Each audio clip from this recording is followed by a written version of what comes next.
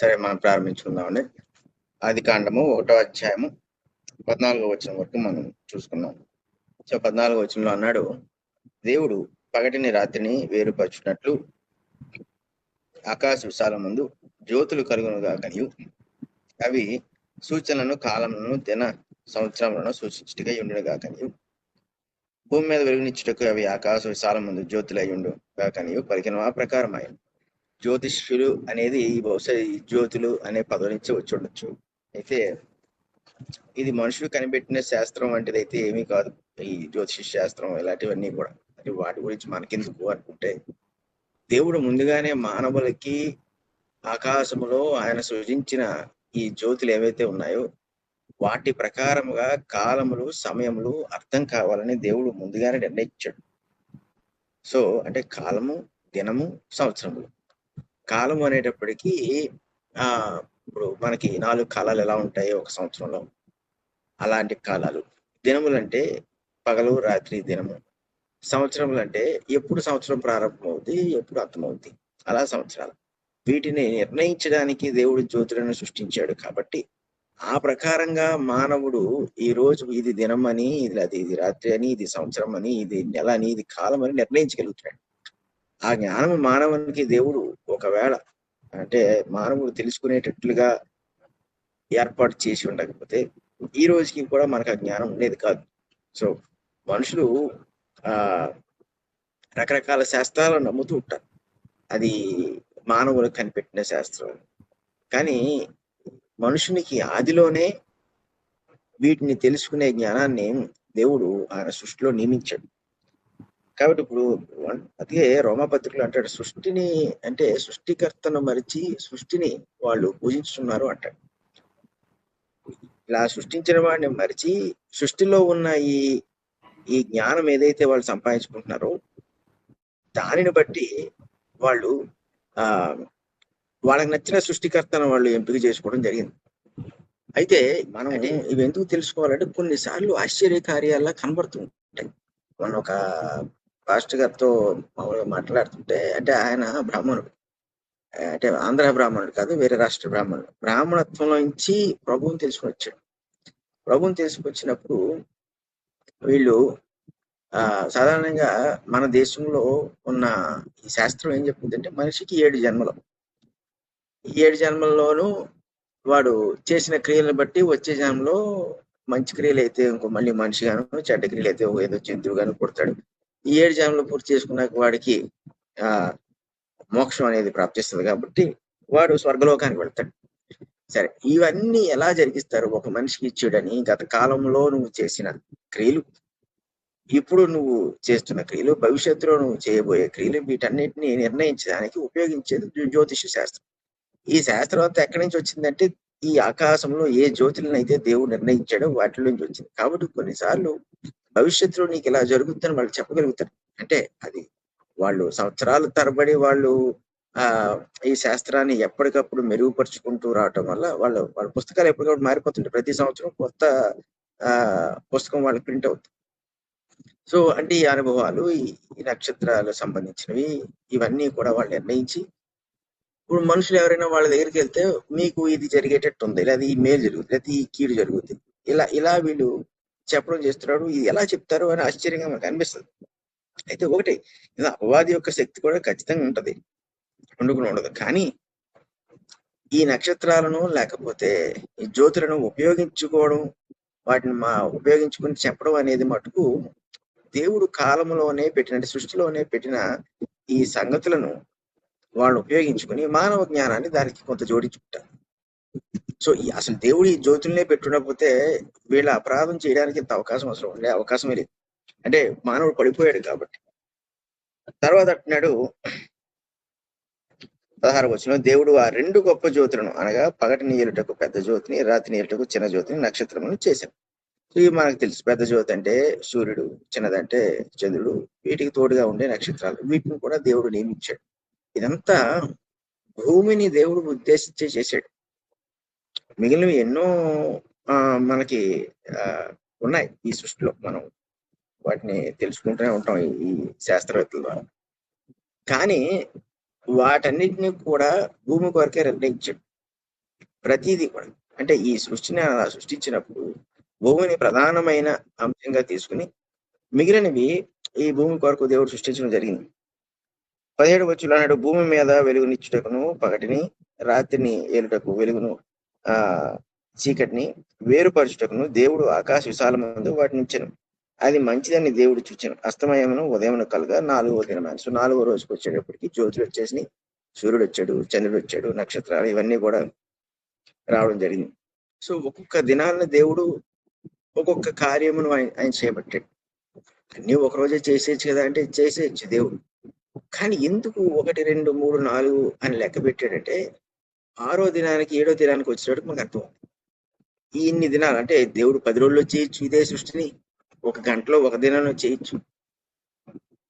దేవునికి ఏమంటారంటే అంటే మ్యాథమెటికల్ బ్రెయిన్ దేవుడు అంటే మనకి దేనికైనా మనకి ఎలా లెక్క ఉంటుందో అలా దేవుడికి కూడా ఓ లెక్క ఉంటుంది. దానికి అది మనుషుడికి అర్థం కావాలంటే మనుషుడికి అర్థమైన లెక్కలో దాన్ని దేవుడు మనకు చూపించాలి. కాబట్టి దినానికి ఒక కార్యాన్ని లేదా కార్యాచరణను ఆయన ఇచ్చుకుని ఒక్కొక్కటి చేసుకురావడంలో ఆయన అసమర్థతను ఇక్కడ చూపించట్లేదు. కాకపోతే మానవుడి నుంచి ఆయన ఏమి కోరుకుంటున్నాడో మానవుడు ఏ రీతిగా ఏదంటే ఏ సమయానికి ఏ రీతిగా ఆయన చేరగలుగుతాడో అనే దాన్ని నిర్ణయించడానికి ఒక్కొక్క దినాన్న ఆయన ఇలాగూ ఈ సృష్టిని ఏర్పాటు చేసుకున్నాడు. సో 4 దినాలకు వచ్చేటప్పటికి ఇంతవరకు జరిగింది. 20వ వచనంలో వచ్చినట్టు దేవుడు జీవము కలిగి చలించు వాటిని జలములు సమృద్ధిగా పుట్టించిన గాకని పక్షులు భూమిపైన ఆకాశ విశాలంలో ఎగురుగాకని పలికాను. దేవుడు జలములలో వాటి జాతి ప్రకారం జలములు సమృద్ధిగా పుట్టించిన మహామత్స్యములను జీవము కలిగి చలించు వాటన్నిటిని దాని జాతి ప్రకారం రెక్కలు గల ప్రతి పక్షిని సృజించాను. అది మంచిదని దేవుడు చూచెను. దేవుడు మీరు ఫలించి అభివృద్ధి పొంది సముద్ర జలములలో నిండి ఉండుడని పక్షులు భూమి మీద విస్తరించును గాకని వాటిని ఆశీర్వదించను. అస్తమయము ఉదయం కనుక 5వ దినమైన. సో 5వ రోజు ఏంటంటే సముద్ర జలాన్ని నింపేశాడు జంతువులతో. ఈ రోజు మనం ఎన్నైతే చూస్తున్నామో ఎన్నైతే వింటామో ఇంకా మనకు తెలియని బోళ్ళు ఉన్నాయి ఈ సముద్ర జలాల్లో. ఇవన్నీ కూడా దేవుడు తన ఆలోచనతో చేసి ఏది కూడా అనాలోచన లేదు, నిరుపయోగం లేదు. ప్రతిదీ కూడా సృష్టిని ముందుకు నడిపించేందుకు లేదా సృష్టిని నిలకడగా ఉంచేందుకే దేవుడు ఏర్పాటు చేశాడు. ఒకవేళ మనకి ఇది వ్యర్థమని అనిపించవచ్చు. ఇప్పుడు మనం అన్ని చేపలను మనం తినం, కొన్నిటిని తింటాం, కొన్నిటిని తిననంత మాత్రాన అవి సృష్టి క్రమంలో నిరుపయోగం కాదు. వాటికి దేవుడు ఇచ్చిన పనిని అవి నిర్వర్తిస్తాయి. అలా నిర్వర్తించినప్పుడు ఏం జరుగుతుందంటే సృష్టి క్రమంలో ఎలాగైతే ఫలించి అభివృద్ధి చెందిన అన్నాడో అది జరుగుతుంటాం. ఏ ఒక్కటే లేకపోతే 2 అందులో లేకపోయినా అవి క్రమానికి ఏమవుతుందంటే ఒక మైనస్ అవుతుంది. సో ఇప్పుడు చూడండి, మీరు మన ఇండియాలో కూడా జంతువులు అంతరించిపోతున్నాయని కొన్ని జంతువుల్ని వాటిని స్పెషల్ కేసెస్ గా ట్రీట్ చేస్తారు. అంటే వాటిని చంపడానికి కానీ పట్టుకోవడానికి కానీ వీళ్ళే. ఎందుకంటే జాతి అంతరించిపోతుంది. ఈ కారణాలు మానవరీత్యా కారణాలే. ఎందుకు అంటే అది లేకపోతే దానివల్ల కలిగే నష్టం చాలా ఉంటుంది. ఈ ఎలకలు లేవనుకోండి, దాని మీద బ్రతికే పాములు కానీ వేరే జీవులు కానీ అవి అంతరించిపోతాయి. ఏదైనా ప్రతిదీ లింక్ అప్పే. దేవుడు ఎందుకు చేశాడంటే ఈ సృష్టి క్రమము నిలకడగా ఉండాలి అంటే అది దేవుని యొక్క డిజైన్ లో అది ఒక ప్రత్యేకత. ఏదైనా మనమైనా చూడండి, ఏదైనా పని చేసామనుకోండి అది నిలబడేటట్టు చేస్తాం పని. అది కొద్ది రోజులకే అది నష్టాన్ని ఇచ్చేదో లేకపోతే నిరుపయోగం అయిపోయేది అయితే అంటే మన చేత ఎవడు చేయించుకుంటాడు, మనల్ని ఎవడు సలహా అడుగుతాడు, ఎవడు అడగడం. సో ఏదైనా కార్యక్రమం మొదలు పెట్టామంటే అది చివరి వరకు కూడా పద్ధతిగా మంచిగా జరగాలనుకుంటుంది. అలాగే దేవుడికి ఉన్న ఆలోచన విధానానికి ఎందుకు ఇన్ని పెట్టాడు దేవుడు అంటే దాని వెనకాల ఉన్న జ్ఞానం ఏంటంటే ఈ సృష్టి ఎలాగైతే ఆయన కొనసాగాలనుకున్నాడో అలా కొనసాగేందుకు నిర్ణయించుకున్నాడు. సో ఆ క్రమంలో పక్షులు, ఈ జలరాశులు లేదా చేపలు వీటన్నిటిని కూడా దేవుడు సృష్టించి వాటిని ఆశీర్వదించి వాళ్ళని అభివృద్ధి చెందమన్నాడు. భూమి నిండా విస్తరించమన్నాడు కూడా. ఆయన అది చేసి ఉండకపోతే ఆశీర్వదించుండే ఆజ్ఞ ఇచ్చి ఉండకపోతే అవి ఒక తరంతోనే పోయేవి అవన్నీ కూడా. సో నెక్స్ట్ అంటున్నాడు 24వ వచనంలో, దేవుడు వాటి వాటి జాతి ప్రకారము జీవగల వాటిని అనగా వాటి వాటి జాతి ప్రకారం పశువులను, పురుగులను, అడవి జంతువులను భూమి పుట్టించునుగాకని పలికెను. ఆ ప్రకారం ఆయన దేవుడు ఆయా జాతుల ప్రకారం అడవి జంతువులను, ఆయా జాతుల ప్రకారం పశువులను, ఆయా జాతుల ప్రకారం నేలను ప్రతి పురుగును చేసిన. అది మంచిదని దేవుడు చూచాడు. దేవుడు సో నెక్స్ట్ ఎన్నో దినానికి వచ్చాం, 6వ దినానికి వచ్చేసాం. ఇప్పుడు దేవుడు 6వ దినంలోనే దేవుడు ఏం చేశాడంటే పశువులను సృష్టించాడు. ఇంకా ఈ భూమి మీద నడిచే ప్రతిదీ కూడా ఎగిరే పురుగుల దగ్గర నుంచి అన్నిటి కూడా సృష్టించేసిన తర్వాత మన స్వరూపం మందు మన పోలిక చొప్పున నరుని చేయదు. వారు సముద్రపు చేపలను, ఆకాశ పక్షులను, పశువులను, సమస్త భూమి మీద ప్రాకు ప్రతి జంతువును ఏలుదుగాకని పలికెను. దేవుడు తన స్వరూపం మందు నరుని సృజించాను. దేవుని స్వరూపం మందు వారిని సృజించాను. స్త్రీగాను పురుషునిగాను వారిని సృజించాను. దేవుడు వారిని ఆశీర్వదించను. ఎట్లనగా మీరు ఫలించి అభివృద్ధి పొంది విస్తరించి భూమిని నిండించి దానిని లోపర్చుకోండి. సముద్రపు చేపలను, ఆకాశ పక్షులను, భూమి మీద ప్రాకు ప్రతి జీవిని ఏలుడని దేవుడు వారికి చెప్పాడు. ఒక మనుషుడిని మినహాయిస్తే మిగిలినవన్నీ కూడా 6వ రోజు కల్లా దేవుడు సృష్టించేసి ఇప్పుడు దేవుడు తాను అనుకున్న ముఖ్యమైన సృష్టి విషయంలో ఆయన ఎలాగ వాడిని సృష్టించాలన్న దానికి ఆయనకి ఎటువంటి ఆలోచన కలిగిందో ఇక్కడ తెలియజేస్తున్నాడు. ఇప్పుడు దేవుడు ఏమంటున్నాడు? మన స్వరూపం మందు మన పోలిక చొప్పున నరులను చేయదు.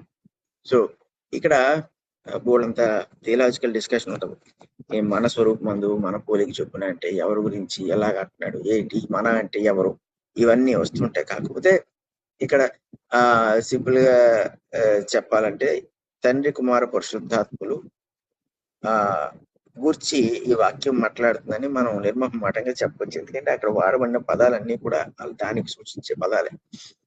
ఎందుకంటే ఇప్పుడు హెబ్రీ భాషలో ఎలోహీం అనే పదం ఎప్పుడైతే వాడాడో, ఎలోహీము పదము ఏకవచనం అయినప్పటికీ కూడా అది బహుళత్వాన్ని సూచిస్తుంటుంది. అంటే ఆ పదంలోనే ఒకరికన్నా ఎక్కువ ఉన్నారు అనే విషయాన్ని చూపిస్తాడు. దేవుడు ఒక్కడే కానీ దేవుని యందు వ్యక్తిత్వాలు ఉన్నాయి అనే సంగతిని అక్కడ తెలియజేస్తుంటాడు.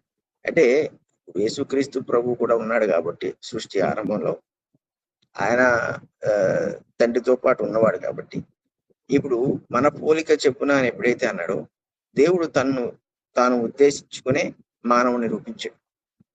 ఇందులో అంటే ఒకటే దేవదూతలు ఉన్నారు అప్పటికి, కానీ దేవదూతలు కూడా సృష్టింపబడిన వారే. సో సృష్టింపబడిన వారికి ఎప్పుడు కూడా సృష్టి మీద అధికారం ఉండదు, సృష్టికర్తకే ఉండదు. అది మన భౌతికంగా తీసుకున్న ఇల్లు ఎవరైతే కడతారో ఎవరి పేరు ఉందో వాళ్ళకే అధికారం ఉంటుంది ఆ ఇంటి మీద. ఆ తర్వాత పిల్లలున్నా ఎవరున్నా కూడా వాళ్ళకి హక్కే ఉండదు ఆ ఇంటి మీద. అంటే చట్టాలను పక్కన పెట్టండి కాసేపు, నేను చట్టాలు తీసుకుంటే హక్కులు గోలు మాట్లాడతాం, కానీ వాస్తవంగా ఇల్లు ఎవరు కడితే దానికి హక్కుదారుడు ఆయనే. ఆ తర్వాత ఎవరికి ఇవ్వాలని కూడా వాళ్ళు ఇస్తారా ఎవరా అన్నది.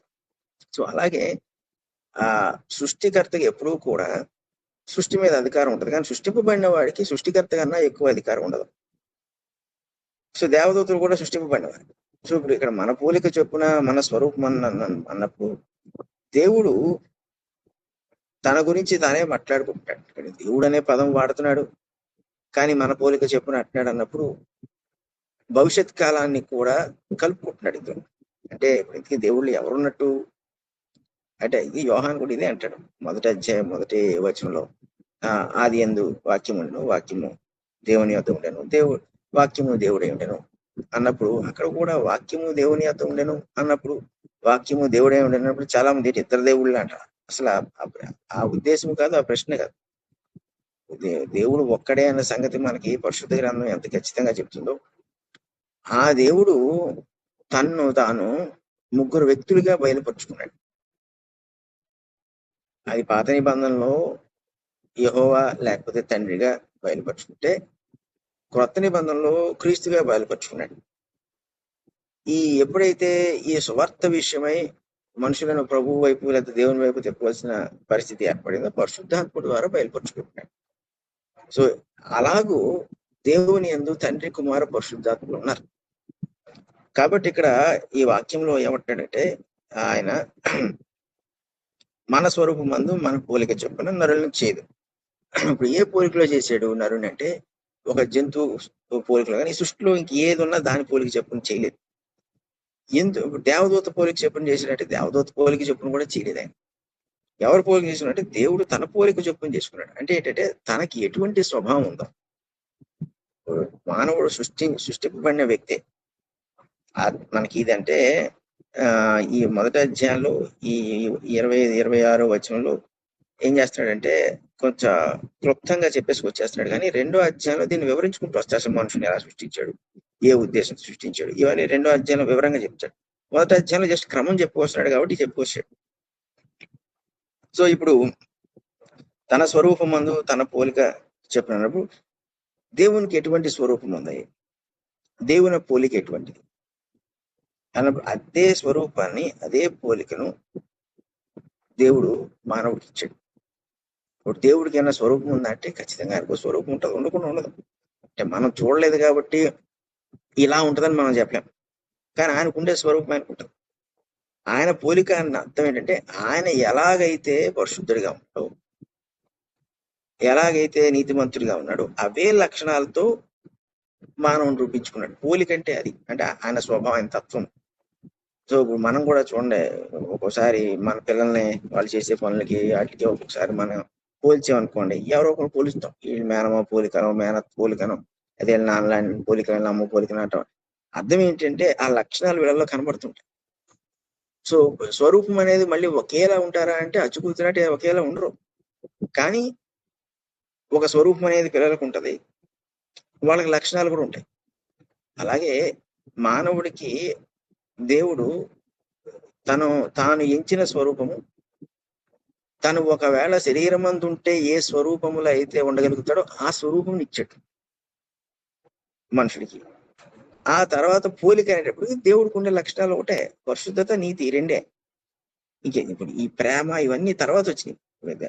దేవుడు ప్రేమ స్వరూపి, దేవుడు ప్రేమ అన్నాడు అన్ని ఎందుకు చెప్పుకొచ్చాడంటే అసలు మనుషుడికి ఇవన్నీ మొదట్లో తెలియాల్సిన అవసరం కూడా లేదు. దేవుడు మానవుడు సృష్టించినప్పుడు రెండే రెండు లక్షణాలు ఏంటంటే పరిశుద్ధత, నీతి. ఎందుకు అంటే పాపంతో సంబంధం లేనివి కాబట్టి.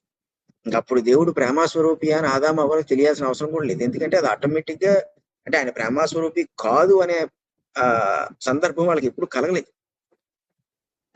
సో ఇప్పుడు తన పోలిక చెప్పిన తన స్వరూపం అనుకున్నప్పుడు దేవుడు చాలా ప్రత్యేకంగా సృష్టించాడు మానవుని. ఈ ప్రత్యేకతను అంటే సమాజం గుర్తించదు, ప్రపంచం గుర్తించదు, ఎందుకంటే అపరాధాల్లో ఉంటారు కాబట్టి. కానీ క్రైస్తవ సమాజం ఖచ్చితంగా గుర్తించాలి. ఎందుకంటే ఈరోజు మనం తల్లిదండ్రులకు జన్మించిన, మనకంటూ వ్యక్తిగతంగా ఒక స్వరూపం ఉన్నా, మనకంటూ ఆలోచించే శక్తి సామర్థ్యాలు ఉన్నా కూడా మనము క్రీస్తుని బట్టి మరలా జన్మించిన వారం అన్నప్పుడు మన పోలిక ఏది అనేది మనకు ఖచ్చితంగా తెలియాలి. ఎందుకంటే ఎందుకు మరలా జన్మింపజేశాడంటే మొట్టమొదట్లో మానవుని ఎలా సృష్టించుకున్నాడు అదే స్థాయికి, అదే స్థితికి క్రీస్తు తన రక్తం ద్వారా మనం తీసుకువెళ్ళాడు. ఇది కొంచెం కష్టమైంది అర్థం చేసుకోవడం. ఎందుకంటే ఆయన రక్తంతో మనల్ని పరిశుద్ధపరిచేసిన తర్వాత ఏ పాపము నుండి ఆయన మనల్ని పరిశుద్ధపరచుకుని ఉన్నాడు అని ఆలోచన చేస్తే ప్రతి పాపమును కడిగివేయను యేసు రక్తం అన్నాడు. సో ఇప్పుడు ఏ పాపము లేకుండా పరిశుద్ధునిగా మనం చేసినప్పుడు ఇప్పుడు మన పోలిక ఎవరి పోలిక అయిందంటే, ఏదైనా తోటలో పాపము చేయకముందు ఆదాము అవ్వలకి ఎటువంటి లక్షణాలు ఉన్నాయి, దైవ లక్షణాలు, అలాంటి లక్షణాలకు మనం తీసుకొచ్చాం. ఆయన నిలుపుకుంటామా మనం, లేదంటే తప్పిదాలు చేస్తామా, లేదంటే పాడు చేసుకుంటామా, ఇవన్నీ మళ్ళీ తర్వాత సంగతి. కానీ అలాంటి స్థితికి తీసుకొస్తే తప్ప మనుషుడు మళ్ళీ పరలోక రాజ్యం చేరాలంటే దేవుడితో ఒకటి అవ్వలేము. సో ఆదాము అవ్వలని లేదంటే మానవుడిని మొట్టమొదటిగా దేవుడు సృష్టించినప్పుడు ఆయన పోలిక ఏది ఉంది, అందుకే మీకు ఒక అపవిత్రమైన ఆత్మ పోలిక చెప్పింది, ఆయన అపవాది పోలిక చెప్పింది. ఆయన మనం సృష్టించలేదు. ఏ కీడు ఏ చెడు అనేది మానవుల్లో ఉండకుండాట్లు ఆయన సృష్టించుకున్నాడు. అందుకు ఇక్కడ ఆయన స్వరూపమందు పోలిక చెప్పున నరులను చేయదము అనుకున్నాడు. ఎందుకు దేవుడు ఇలా చేసినట్టే ఆయన కాంట్రవర్సీ అనేది ఇష్టం ఉండదు. దేవుడు అల్లరికి కారణం కాదంటాడు కొరింథీయులకు రాస్తుంది. ఆయన కాంట్రవర్షియల్ పర్సన్ కానే కాదు అసలు. ఎందుకంటే ఒకటే పరిశుద్ధుడు, సర్వశక్తిమంతుడు, సర్వజ్ఞుడు. ఆయనకి ఎదురేంటి? ఆయనకి ఎదురు లేదు. ఇప్పుడు ఆయన ఎవరిని ఎదురొచ్చినా కూడా లేకుండా చేసేయగలడు. కానీ ఆయన తన స్వహస్తాలతో ఏదైనా చేస్తున్నప్పుడు, ఏదైనా ఆలోచన చేసినా, క్రియ చేసినా దాంట్లో వ్యతిరేక భావం అంటే కాంట్రవర్సీ అనేది దేవుడు ఉండనివ్వడు. అది ఆయన స్వభావంలో ఉన్న సంగతి కాదు. కాబట్టి ఈరోజు క్రైస్తవులుగా మనము దేవుని పెట్టడం అనుకున్నప్పుడు దేవుని విషయాల్లో మనలో కాంట్రవర్సీ ఉండకూడదు. లేకపోతే దేవుని లక్షణాల విషయంలో మనలో కాంట్రవర్సీ రాకూడదు. దేవుడి చిత్తముని కానీ క్రియలను కానీ జరిగించే విషయంలో దేవుని యొక్క శక్తి సామర్థ్యాలను ప్రశ్నించేటట్లుగా ఉండకూడదు. అసలు మన మన జీవితమే దేవుడు ఎలాగైతే పరలోకంలో ఉంటున్నాడో దాన్ని ప్రతిబింబించేటట్లుగా భూలోకంలో మనం ఉండాలి. ఇది చిన్న పని కాదు. ఇది బహుశా భూమి మీద అన్నిటికంటే కష్టమైన పని ఇదే. అయితే దాన్ని ప్రభు సులభం చేశాడు. ఎందుకు? పాపాల ముందు అడ్డుగా తీసేశాడు. ఇప్పుడు పాపం లేని వారిగా జీవించడానికి మనకి అవకాశం ఇచ్చాడు కాబట్టి జీవించవచ్చు. మనకి వ్యాపారం చేయాలనుకున్నాం, డబ్బులు లేవు, కానీ ఎవరైనా వచ్చి మనకి డబ్బులు ఇచ్చి ఇన్వెస్ట్ చేసి వ్యాపారం చేయాలన్నాడు అనుకోండి, అంటే మనం ఒక అడుగు ముందేసేటట్టు చేస్తే తర్వాత మనం 10 అడుగులు ముందుకు వేయగలుగుతాం. అలాగే మనం పిల్లలు బాగా ఉండాలి, బాగా సెటిల్ అవ్వాలనుకుంటే ముందు వాళ్ళు చదివించాలి కదా. సో వాళ్ళకి చేయవలసినంత మనం చేస్తే తర్వాత వాళ్ళ కాళ్ళ మీద వాళ్ళు నిలబడతారు. ఇది సామాన్య జ్ఞానం ఇది. సో అలాగూ దేవుని విషయంలో కూడా మనము దేవుడు మనకి ఇచ్చిన దాన్ని కాపాడుకుంటూ వృద్ధి చేసుకుంటూ ముందుకు వెళ్ళవలసిన వారు. ఎందుకంటే ఆయన ఎలా సృష్టించుకున్నాడు మానవుని అంటే ఈ రోజు మానవుని పొజిషన్ అది కాదు. ఇది చదువుకోవడానికి చెప్పుకోవడానికి బాగానే ఉంటుంది, కానీ వాస్తవంగా ప్రాక్టికల్ గా ఆలోచన చేస్తే ఇదే పొజిషన్ లో మనం ఉన్నామా? ఆయన స్వరూపం ఆయన పోలిక చొప్పున మానవుని సృజించాడు అంటే మనల్ని సృజించాడు అని మనం చెప్పేసి వెళ్ళిపోతున్నప్పుడు సూటిగా మనల్ని అడుగుతుంది ప్రశ్న, అది వాక్యం. ఇప్పుడు నువ్వు ఆ పోలికలో ఉన్నావా? ఆ స్వరూపాన్ని కలిగి ఉన్నావా? ఎంతమంది సమాధానం చెప్పగలుగుతాం మనలో? ఇప్పుడు ఒక్క క్రీస్తుని బట్టి తప్ప పౌలు అటు ఉండడం కూడా నేను క్రీస్తుని పోలి నడుచుకున్నట్టు మీరు నన్ను పోలి నడుచుకున్నారంటే ఈ పౌలు అటు దీనికి సమాధానం చెప్పగలుగుతాడు. ఇప్పుడు ఎక్కడైతే క్రీస్తు శ్రమలను అనుభవించట్లేదో అక్కడ నేను ఆయన నిమిత్తం అనుభవించాను అంటాడు పౌలు. అంటే అర్థం ఏంటంటే భూమి మీద క్రీస్తు లేని కాలంలో ఆయన ఆరోహణ అయిపోయాడు కాబట్టి ఆయన ఉంటే ఆ ప్రదేశంలో ఎలా శ్రమ పడతాడో నేను ఆయనకు బదులుగా శ్రమ పడతాను అన్నాడు. దీని అంతరార్థం ఏంటంటే నేను దేవుని స్వరూపం అందు దేవుని పోలిక చెప్పుని జీవించుతున్నానని చెప్తున్నాడు పౌలు. ఒక ఎక్స్ట్రాడనరీ స్టేట్మెంట్ అందులో మనం దాని విషయంలో మనం ఆలోచన చేయక్కర్లేదు. కానీ అలాంటి స్టేట్మెంట్ అతను ఇవ్వగలిగాడు అంటే అలాంటి వ్యక్తిగా క్రీస్తు అతన్ని తయారు చేయగలిగాడు. అలా ఒక వ్యక్తిని తయారు చేశాడంటే మరి అలా ఎంతమందిని చేయగలడు? ఒక పేతుడైనా అంతే, యోహానైనా అంతే, ఒక మోషే అయినా అంతే, ఒక సమయలైనా అందరూ కూడా ఈ పోలికకు తగినట్లుగా జీవించిన వాళ్ళే. ఇప్పుడు మనం దేవుణ్ణి కలిగి ఉన్నాము, దేవుడు మనకు తెలిసి అంటే ఎక్కడికి రావాలంటే పోలిక రాలేదు. ఈ పోలిక లేని వాళ్ళు ఎవరు కూడా పరలోకం చేరలేరు. ఎందుకంటే ఇప్పుడు మనుషుడు ఇక్కడ బాగానే ఉన్నాడు, 1వ అధ్యాయంలో మానవుని ఇలా సృష్టించాడు, ఈ పోలిక పోయింది, పోగొట్టేసుకున్నాడు, తన పోలికను మార్చుకున్నాడు మానవుడు. ఎందుకు? అపవాది లక్షణాలు తెచ్చుకున్నాడు. ఇప్పుడు ఆ లక్షణాలతో ఎవడెళ్తాడు పరలోకం? మనం అంటే ఇన్ జనరల్ గా చెప్తున్నాను, క్రైస్తవ సమాజము ఇది మర్చిపోయారు.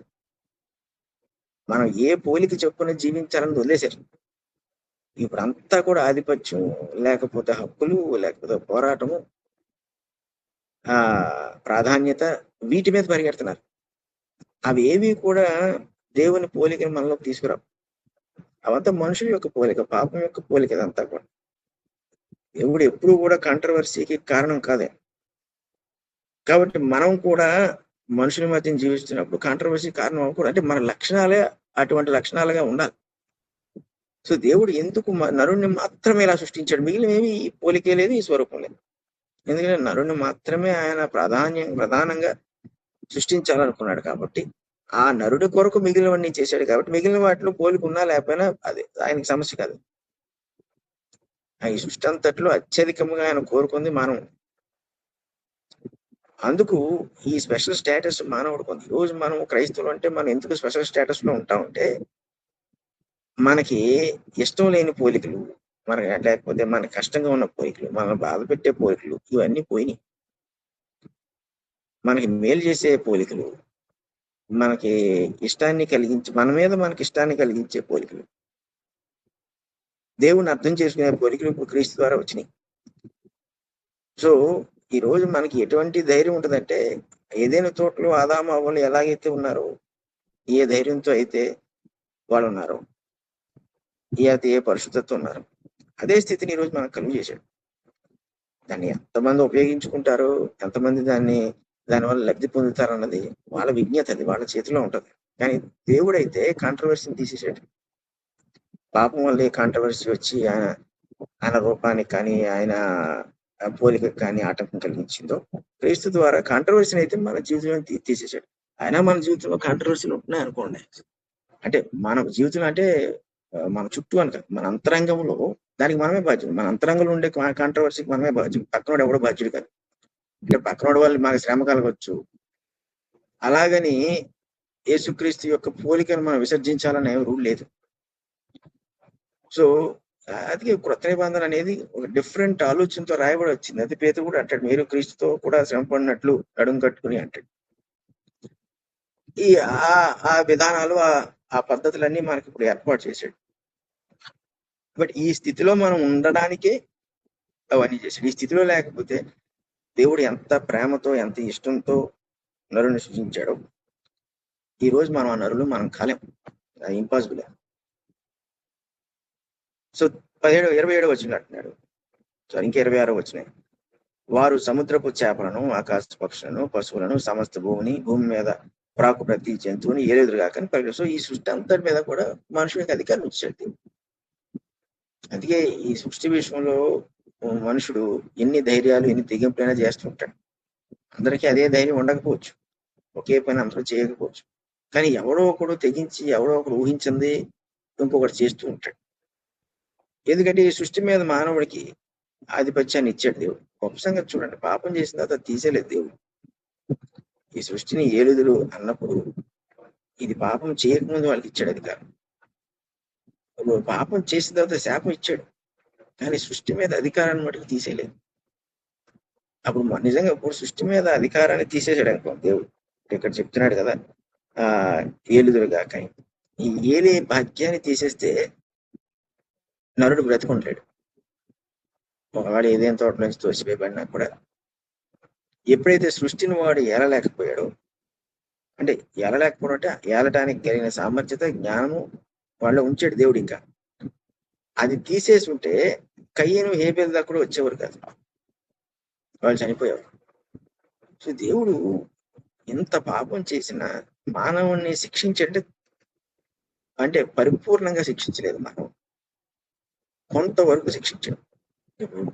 మనం చూస్తాం 2వ అధ్యాయం 3వ అధ్యాయం వచ్చాడు, పురుషుడికి ఎటువంటి శిక్షణ ఇచ్చాడు, స్త్రీకి ఎటువంటి శిక్షణ ఇచ్చాడు అనేది మనం చూస్తాం. కానీ ఆ శిక్షే పరిపూర్ణమైన శిక్ష అని మనం అనుకోవడానికి వీల్లేదు. అది పరిపూర్ణమైనది కాదు. పరిపూర్ణమైన శిక్ష ఎప్పుడు వస్తుంది అంటే నిత్య జీవాన్ని కోల్పోయినప్పుడు వస్తుంది. అప్పుడు పరిపూర్ణమైన, అప్పుడు దాకా ఆగుతున్నాడు దేవుడు. అంతవరకు మానవుడికి ఇచ్చే ఏలికను ఈ సామర్థ్యతను వాడి నుంచి తీసివేయలేదు. అందుకే వీళ్ళు అభివృద్ధి చెంది భూమి అంతటినీ కూడా వ్యాప్తి చెందే విషయంలో దేవుడు మానవుడికి ఆటంకం పెట్టలేదు. అసలు అలా జరగడానికి వీల్లేదు, మీరు ఇలా పాపం చేశారు కాబట్టి అనుంటే దేవుని ఈ ప్రేమకి ఆయనే అడ్డుపడినట్టు అయ్యేది. అంటే మానవుని ఎంత ప్రేమతో సృష్టించాడో మాకు అక్కడ అర్థమవుతుంది. కేవలం స్త్రీకి ప్రసవ వేదనలు ఇచ్చాడు శ్రమని, ఆ తర్వాత చూడండి ఇక ఆమెకు వేరే శాపం లేదు. పురుషుడికి భూమిని సేద్యపరిచి నువ్వు ఇంకా సుఖపడడం తప్ప వేరేది లేదన్నాడు. తప్పించి మిగిలిన ఆధిక్యతలు ఏమీ కూడా తీసేయలేదు. ఎందుకు చెప్తున్నా అంటే ఈరోజు మనం క్రైస్తవులుగా తప్పిదాలు చేసిన, అంటే క్రైస్తవులుగా అని చెప్తున్నాను ఎందుకంటే అన్యులతో ఇప్పుడు చెప్పబోయేదానికి సంబంధం లేదు. తప్పిదాలు చేసిన మనం జ్ఞాపకం ఉంచుకోవాల్సింది ఏంటంటే దేవుడు పరిపూర్ణంగా మనం శిక్షించడం. అలా శిక్షిస్తే నెక్స్ట్ మినిట్ మనం బ్రతకం, అది ఇంపాసిబుల్. ఆయన మనం రక్షించుకున్నాడంటే బ్రతికించడానికి రక్షించుకున్నాడు, అంటే చిట్ట చివరకు మనం ఆయన ఎద్దకు చేరడానికి. కనుక మనం తప్పులు చేస్తున్నా కొన్నిసార్లు క్షమాపణతో సరిపెట్టేస్తాడు దేవుడు. కానీ కొన్ని అపరాధాలకు లేకపోతే మళ్ళీ చేస్తున్న అపరాధాలకు దేవుడు ఎంతో కొంత శిక్షణ విధిస్తాడు, కానీ పరిపూర్ణమైన శిక్షణ విధించడం. ఇక పరిపూర్ణమైన శిక్షను విధించాడు అంటే అర్థం ఏంటంటే మనం పరలోక రాజ్యం చేరలేము, మన వల్ల కాదు. మనుషులు అప్పుడు తట్టుకోలేడు అనుకున్నాడు అని దేవుడు అర్థం చేసుకున్నాడు. ఏదైనా తోట నుంచి బయటికి నిష్క్రమింప చేసినప్పుడు వాళ్ళకి తగుమాత్రపు శిక్షణ వేశాడు. ఈ రోజు కూడా దేవుడు అదే చేస్తాడు. అలా అని మనం అపరాధం చేసేద్దాం అయితే పర్లేదని కూడా కాదు. ఎందుకంటే ఈ శిక్షలు కూడా మనం అంత గొప్పగా తట్టుకుని బతికేసే శిక్షలు కాదు, కానీ జీవించగలుగుతాం. ఆ బాధను ఎవడు అనుభవిస్తాడు? సో దేవుడు మానవుని సృష్టించినప్పుడు వాడిని నశింపజేయడానికి ఆయన సృష్టించలేదు. వాడికి అధికారం ఇవ్వడానికి కారణం ఏంటంటే వాడు సంతోషంగా జీవించాలి. ఆయన ఎలాగైతే అధికారంతో ఉన్నప్పుడు ఈ సృష్టి అంతటి మీద అయితే ఆయన పరలోకంలో ఉన్నప్పుడు దేవదూతల మీద ఒక ఉన్నత స్థాయిలో ఉంటాడు, అలాగే మానవుడు కూడా భూమి మీద తన పోలిక చెప్పు జీవించేవాడుగా వాడు అటువంటి అధికారంతో జీవించడం అనేది ఆయన కోరుకున్నాడు. సో మేము చాలాసార్లు మన మూడు ఉదాహరణ చూస్తాం. దావీదుని చూడండి, అంత తప్పు చేశాడు, కానీ సింహాసనం తీసేయలేదు. వాస్తవం అయితే సింహాసనం తీసేయాలి, అతని ప్రాణం కూడా పోవాలి. సో అలాగా మనం చూసుకున్నాడు. పేతుని తీసుకోండి, ఎవరు వీళ్ళందరూ రక్షింపబడినవారు కాబట్టి, అంటే దేవుని దృష్టిలో వీళ్ళు నీతిమంతులుగా ఎంచబడినవారు. అబ్రహాం ఇష్మాయిల్ని కన్నాడు, దేవుడికి అనమని చెప్పాడు, కానీ దేవుడు దానికి ప్రత్యామ్నాన్ని పెట్టాడు, ఇస్సాకుని మళ్ళీ ఇచ్చాడు. దేవుని యొక్క ఆ మార్గంలో, దేవుని యొక్క ఆలోచనలో, దేవుడు మనం నిర్మించిన ఉద్దేశంలో మనం ఉన్నప్పుడు దేవుడు మనం అనుకుంటాం, కానీ దేవుడు అంత కఠినంగా శిక్షించేవాడు కాదు. కాకపోతే ఆయన వేసి ఏ చిన్న శిక్ష అయినా మనకు పెద్దగానే ఉంటుంది, మనం మనుషులం కాబట్టి. అందుకు మనము ఇక్కడ ఏలటం అనే దాన్ని ఆలోచన చేసినప్పుడు దేవుడు ఆ ధన్యతను మానవుడు తీసేలేదు. తర్వాత వచనం చూస్తే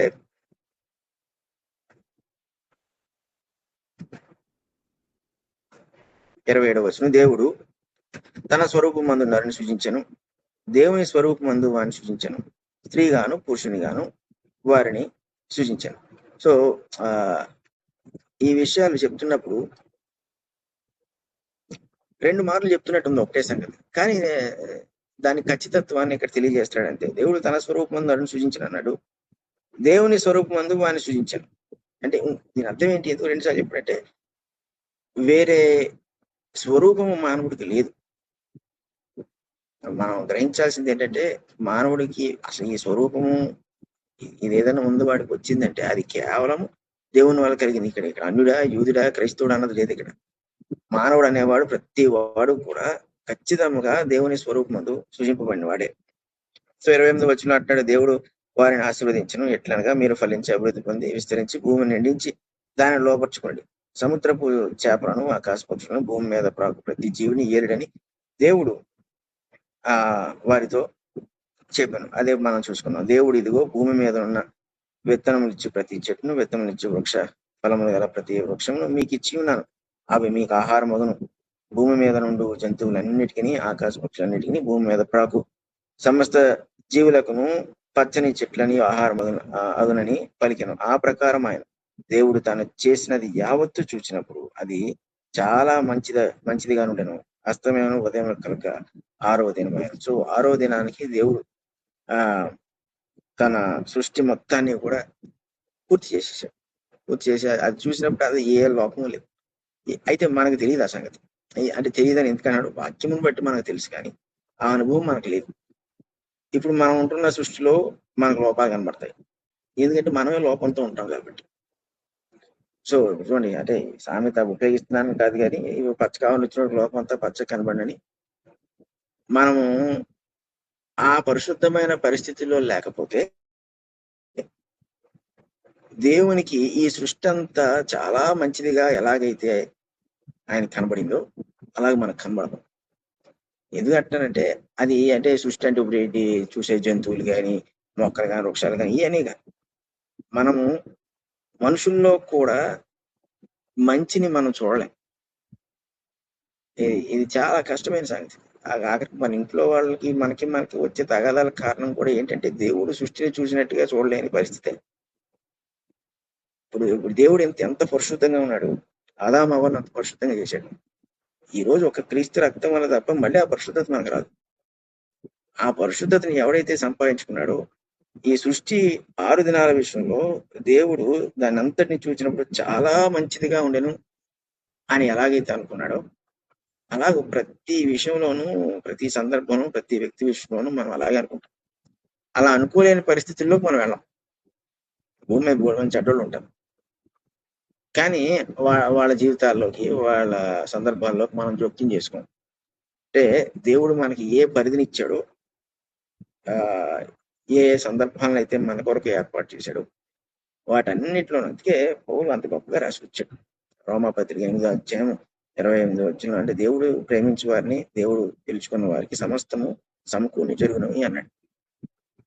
అంటే ఏం సమస్తము సమకూడి జరిగినట్టు సమస్తంలో మంచి ఉండొచ్చు, చెడు ఉండొచ్చు, కష్టం ఉండొచ్చు, నష్టం ఉండొచ్చు, శ్రమ ఉండొచ్చు, అన్ని ఉండొచ్చు, కానీ చివరికి అంతా కూడా మంచి జరుగుతుంది. అంటే పౌలు దృక్పథం ఏంటంటే తన జైల్లో ఉన్నా కూడా అది దేవుడికి చాలా మంచిదిగా ఉండను అని పౌలు నమ్మాడు.